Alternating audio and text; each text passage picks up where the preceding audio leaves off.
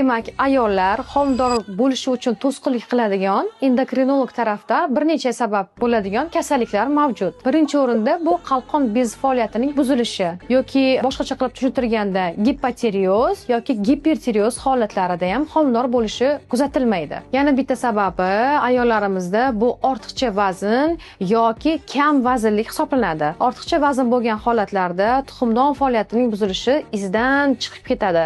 Nabarot teskarisi bo'lgan vazn yetishmovchiligi holatlarida bo'lsa, tuxumdon faoliyatiga yetarli bo'lgan mahsulotlarni, ya'ni kerakli bo'lgan ozuqa mahsulotlarini yetishmasligi hisobiga gormonal yetishmovchiliklar yuzaga keladi. Yana bir sababi homiladorlik bo'lmayotganligini yana bir sabablardan, ya'ni global muammolardan bittasi bu kechqurungi uyquni normal bo'lmasligi. Ya'ni shu kechqurungi uyqu 10 bilan 11 oralig'ida emas, ya'ni 1, 2, 3 gacha uxlamaslik. Bu esa o'zini tasarrufida prolaktin gormonini baland bo'lishiga olib keladi. Prolaktin gormoni baland bo'lganda tabiiy holatda FSH, LH gormonlarini o'z faoliyatini izdan chiqishiga olib keladi.